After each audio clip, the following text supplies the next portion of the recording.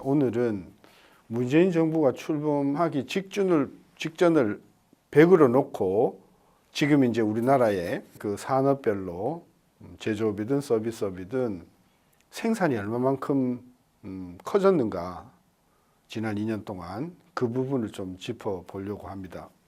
지난 2년 동안 우리나라 경제 성장률은 2017년도가 3.1, 2018년도가 2.7이니까 합하면은 5.8. 그러니까 복리로 계산하면 실질 6%쯤 증가를 했어요. 그러니까 지난 2년 동안 경제 성장률대로 한다면은 생산이 모든 업종에서 평균적으로 6% 정도 증가해야 돼요. 106.0쯤이 나와야 돼요. 그런데 제가 보여드리는 수치를 보면 얼마나 지금 현재 생산이 쪼그라들었는가, 위축이 되었는가를 잘 알 수가 있어요. 제조업 같은 경우에 2017년 1분기 기준을 100으로 놓았을 때 2019년 1분기 지금 숫자가 96.6이에요.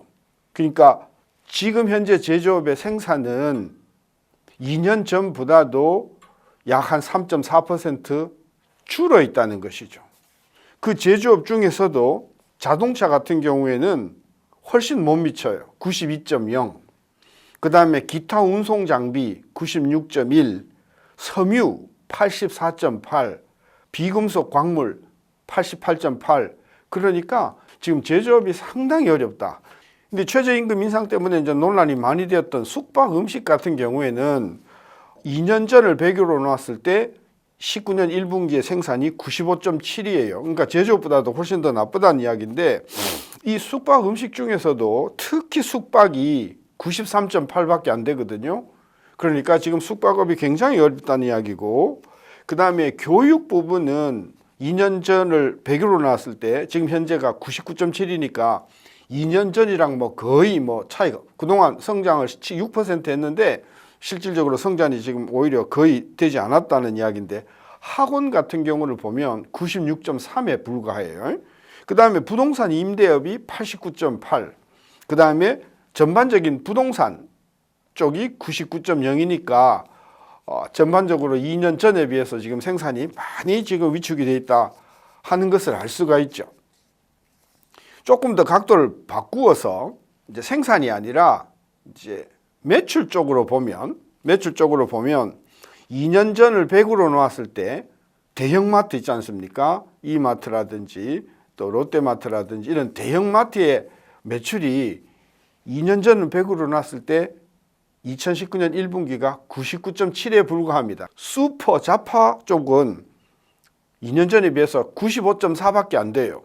그러니까 한 5% 정도 오히려 매출이 쪼그라들었다는 이야기인데, 그 중에서도 일반 슈퍼, 우리가 구멍가게라고 하는 이 일반 슈퍼의 경우에는 2년 전을 100이라 놨을 때 지금 매출이 89.1밖에 안 되거든요.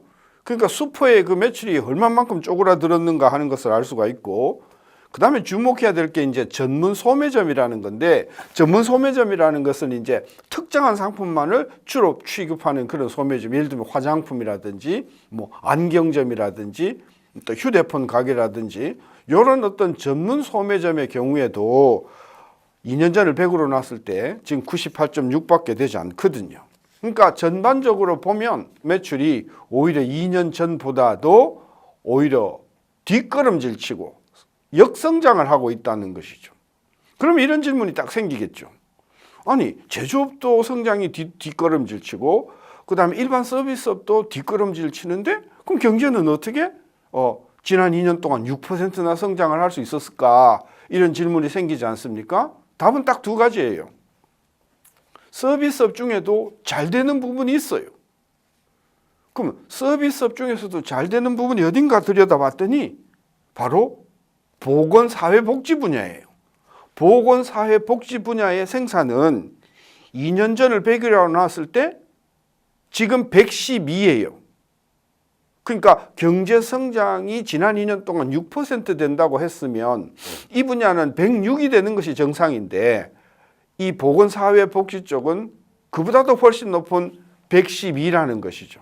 그걸 세분화 들여다보니까 병원 같은 경우에는 2년 전을 100으로 놨을 때 생산이 114.4니까 전반적으로 보건업에 말하자면 생산이 굉장히 증가했다는 것이고, 그 다음에 이제 보건복지가 아닌 일반 사회복지 중에서도 이 거주복지 같은 경우에는 111.5니까 보건사회복지 전반적으로 봤을 때 110인데 그 중에서도 특히 병원, 의원 쪽에 생산이 크게 늘어났다. 다시 말하면 정부가 여러 가지로 의료보험 혜택을 주니까 병원을 굉장히 찾는 사람들의 숫자가 많아지면서 그쪽에 어떤 그런 생산 활동이 크게 늘어났다는 이야기고, 또 하나 이게 웃지 못할 일인데 크게 늘어난 쪽이 무점포 소매점입니다. 무점포 소매점은 130.7이니까 무점포 소매점이 굉장히 많이 생산이 늘어났다는 이야기고, 마지막으로 지난 2년 동안 모든 업종을 불구하고